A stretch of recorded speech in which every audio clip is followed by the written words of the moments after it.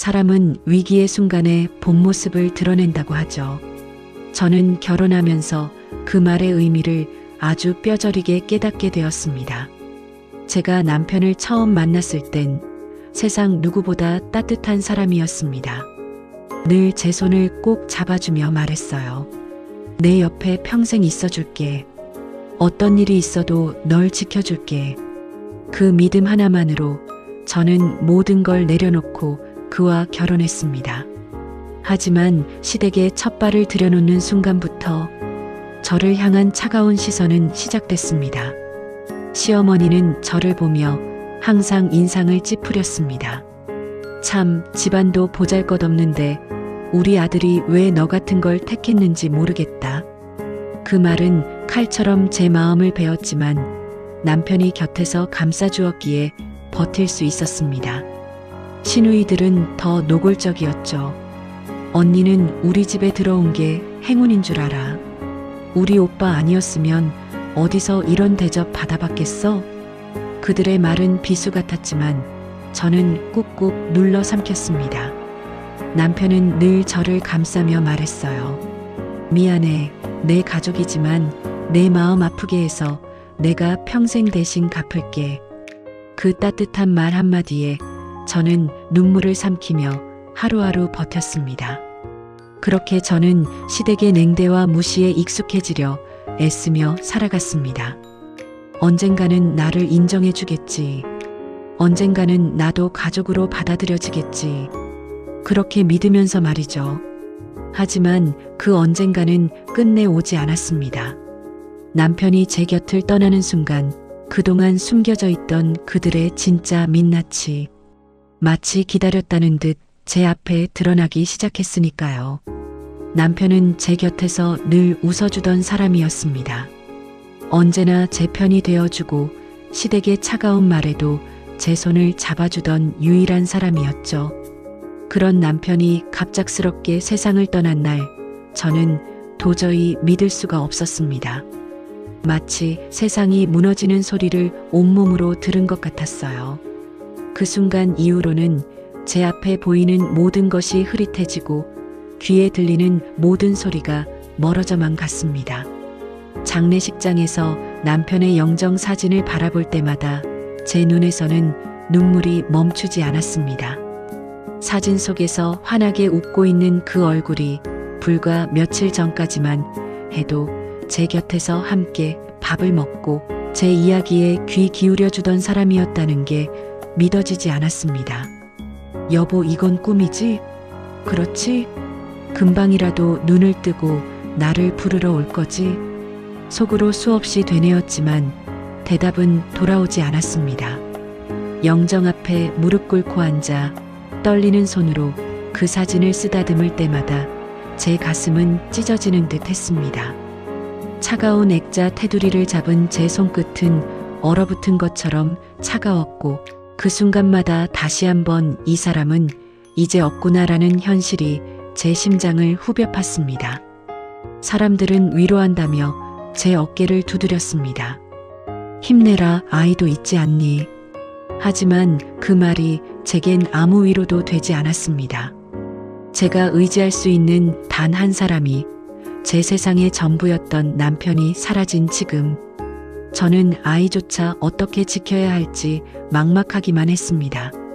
밤이 되면 잠을 잘 수 없었습니다.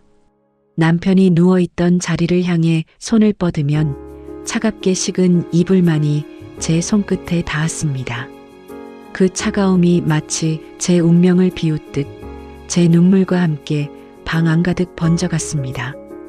여보, 제발 한 번만 더, 한 번만 돌아와줘. 그렇게 중얼거리며 새벽을 맞이한 날이 한두 번이 아니었습니다.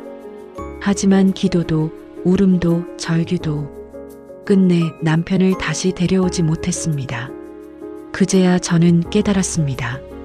남편 없는 이 세상에서 이제 저는 홀로 남겨졌다는 사실을, 그 누구보다 따뜻했던 그 품을 다시는 느낄 수 없다는 너무도 잔인한 현실을 말입니다.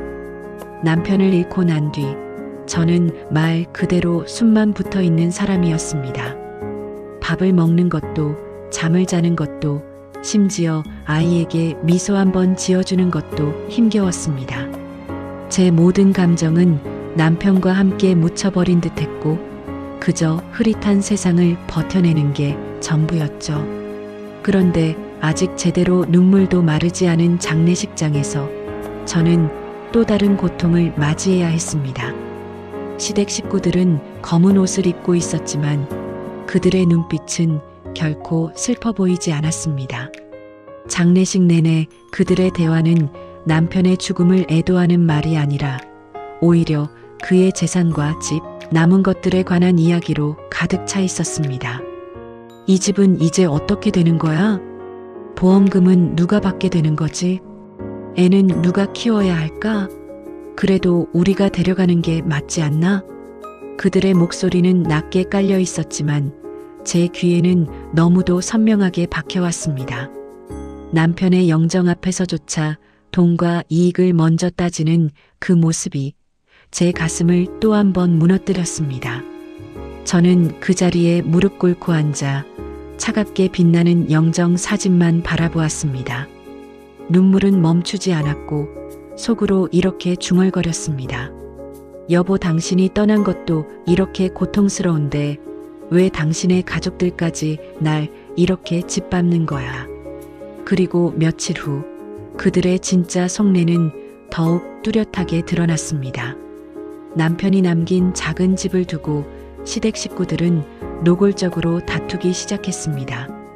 누군가는 집을 팔아 나눠야 한다고 했고 또 누군가는 아이를 핑계 삼아 자신들이 집을 차지해야 한다고 말했습니다. 심지어 제 앞에 앉아 대놓고 이렇게 말하더군요. 내가 혼자 애 키우면서 이 집을 지킬 수 있을 것 같아? 차라리 우리한테 맡겨. 넌 그냥 친정으로 가는 게 나을 거야. 그 말에 제 눈물이 쏟아졌습니다. 남편을 잃은 것도 모자라 이제는 제가 마지막으로 붙잡고 있던 가정과 보금자리마저 빼앗기려는 현실이 다가왔던 겁니다. 저는 두 손으로 얼굴을 감싸며 속으로 울부짖었습니다. 여보, 당신이 떠난 자리가 이렇게까지 잔인할 줄 몰랐어. 제발 하늘에서라도 우리를 지켜줘. 나와 아이를 이 끝없는 탐욕 속에서 지켜줘. 남편이 떠난 지 불과 몇 주가 지나지도 않았을 때 시댁은 본격적으로 저를 몰아세우기 시작했습니다.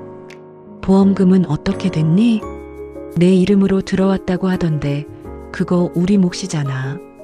그 순간 제 심장은 크게 요동쳤습니다. 남편이 제 이름으로 남긴 작은 보험금. 그것은 남편이 떠나기 전 마지막까지 저와 아이를 위해 준비했던 유일한 희망이었는데 시댁은 그것마저 빼앗으려 했습니다. 그들은 연일 집으로 찾아와 압박했습니다. 문 앞에 서서 큰 소리로 욕을 퍼붓기도 했고 때로는 이웃들이 다 들을 만큼 고함을 치며 제 자존심을 짓밟았습니다. 너 혼자서 애를 키우겠다고? 세상 물정을 몰라도 너무 모른다. 결국 우리 손을 빌릴 수밖에 없을 거야. 그러니 괜한 욕심 부리지 마. 저는 두 손으로 아이를 꼭 끌어안으며 떨리는 목소리로 대답했습니다. 그건 남편이 남긴 마지막 선물이잖아요. 제발 그만두세요. 아이를 위해서라도 그 돈만은. 하지만 제 울부짖음은 그들에게 아무런 의미가 없었습니다. 그들은 오히려 더 비웃듯 말했습니다. 남편이 떠났으면 이제 너 혼자 남이나 다름없어. 넌 우리 집안 사람이 아니야. 그러니 그 돈도 이 집도 다 우리 몫이야. 그 순간 저는 참았던 울음을 터뜨리고 말았습니다. 남편의 가족들이 이렇게까지 잔인할 줄은 정말 몰랐습니다. 남편의 죽음은 저 혼자만의 아픔이 아니라고 믿었는데 그들에게는 눈물 한 방울보다 돈 한 푼이 더 소중했던 겁니다. 밤이면 아이가 잠든 방 한쪽 구석에서 저는 무릎을 꿇고 하염없이 울었습니다. 여보, 당신이 떠난 것도 고통인데 이제는 당신의 가족들마저 나를 짓밟아. 나는 도대체 어디로 가야 해? 이 아이를 어떻게 지켜야 해? 제 목소리는 떨렸고 그 방은 제 울음소리로 가득 메워졌습니다. 그러나 대답해 줄 사람은 아무도 없었습니다. 남편이 남기고 간 사진 속 미소만이 제게 마지막 위로처럼 다가올 뿐이었습니다. 그날도 시댁은 집에 들이닥쳤습니다. 아이를 안고 있던 제게 그들은 손가락질을 하며 소리쳤습니다. 내가 뭘 할 수 있는데? 돈도 없지, 직업도 없지, 친정도 우리 편 안 들어주지. 결국 우리 말을 들어야지. 아이도 우리 집안 핏줄이야. 내가 키울 자격이 없어. 그 말은 제 영혼을 송두리째 찢어버렸습니다. 남편마저 잃은 제게 이제는 아이까지 빼앗겠다는 뜻이었으니까요. 저는 아이를 두 팔로 꼭 껴안으며 바닥에 주저앉아 울부짖었습니다. 안 돼요. 제발 아이만은 건드리지 마세요. 아이만은 제가 지켜야 해요. 제발. 그러자 시어머니는 싸늘하게 말했습니다. 남편이 떠났으면 넌 이제 우리 집안 사람이 아니야. 이 집도 내 것이 아니고 아이도 우리 집안 핏줄이니 우리가 데려가는 게 맞아. 내가 아무리 버텨도 결국 못 이겨. 그 순간 제 몸에서 모든 힘이 빠져나갔습니다. 숨조차 제대로 쉬기 힘들었고 심장은 미친 듯이 뛰어댔습니다. 머릿속엔 오직 하나의 생각만 맴돌았습니다. 나는 남편을 지켜내지 못했어. 그런데 이제 아이마저 빼앗기면 나는 더 이상 살아갈 이유가 없어. 밤이 깊어갈수록 두려움은 더 짙어졌습니다. 문 밖에 서서 욕설을 퍼붓는 시댁 식구들의 목소리, 차갑게 식어버린 집안 공기, 그리고 무릎 위에서 깊은 잠에 빠져 아무것도 모르는 아이의 작은 체온. 저는 울면서 아이의 얼굴을 쓰다듬었습니다. 우리 아가 엄마가 꼭 지켜줄게. 아무도 널 빼앗아가지 못하게 할 거야. 비록 내가 부서져도 널 위해선 끝까지 버틸 거야. 그러나 제 마음과는 달리 현실은 무너져 내리고 있었습니다. 이미 변호사와 함께 법적 절차를 준비하던 시댁은 저를 코너로 몰아세우고 있었습니다. 그들의 표정엔 더 이상 피도 눈물도 없었습니다. 마지막 희망 같았던 보험금조차 압류 위기에 놓이고 집마저 시댁의 손에 넘어갈 판이었습니다. 저는 서서히 깨달아갔습니다. 내 곁에 남은 건 오직 아이의 따뜻한 체온뿐이라는 것을. 밤은 여전히 깊었습니다. 집안 가득 남편의 옷과 책상 위 아이와 함께 찍은 사진이 제 마음을 짓누르고 있었죠. 하지만 저는 더 이상 무릎 꿇고 울고만 있는 여자가 아니었습니다. 남편은 떠났습니다. 그리고 남편의 가족들은 제게서 마지막 남은 것마저 빼앗으려 했습니다. 집을 내놔라. 아이까지 우리 손에 맡겨라. 그들의 탐욕과 욕심은 끝이 없었습니다. 하지만 그 순간 저는 결심했습니다. 더 이상 빼앗기지 않겠다. 내 아이, 내 삶, 내 희망만큼은 절대 건드리지 못하게 하겠다. 그날 이후 저는 모든 힘을 다해 싸웠습니다. 시댁이 쏟아내는 협박과 압박에도 절대 물러서지 않았습니다. 법적으로 대응했고 주변 사람들에게 도움을 청했고 마지막까지 제 목소리를 높이며 맞섰습니다.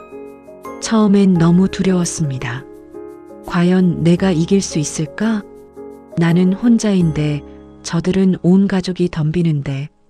수없이 흔들렸지만 그럴 때마다 아이의 작은 손을 꼭 쥐었습니다. 그리고 어느 날 법정에서 판결이 내려졌습니다. 시댁의 주장은 모두 기각. 남편이 남기고 간 재산도 아이의 양육권도 모두 제 손에 남게 되었습니다. 그 순간 저는 마침내 울었습니다. 패배의 눈물이 아니라 승리의 눈물이었습니다. 그토록 저를 짓밟으려 했던 사람들 앞에서 저는 무너지지 않았습니다. 이제 그만하세요. 더 이상 제 삶에 발을 들이지 마세요.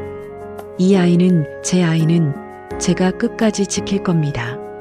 그렇게 저는 절망의 끝자락에서 마침내 제 삶을 되찾았습니다. 여러분, 이 이야기를 듣고 계신 분들 중에도 혹시 지금 억울하게 짓밟히고 끝도 없는 싸움 속에 갇혀 계신 분이 있을지 모릅니다. 저도 처음엔 두려웠습니다. 하지만 싸우지 않으면 저는 모든 걸 잃었을 겁니다. 그리고 용기를 냈기에 제 아이를, 제 삶을 끝내 지켜낼 수 있었습니다. 세상은 때로 잔인합니다. 그러나 포기하지 않는 사람만이 끝내 이깁니다. 여러분도 반드시 싸워 이겨내시길 바랍니다. 여러분 곁에도 지켜야 할 무언가가 있다면 절대 물러서지 마세요. 이것이 저의 고백이자 승리의 이야기입니다.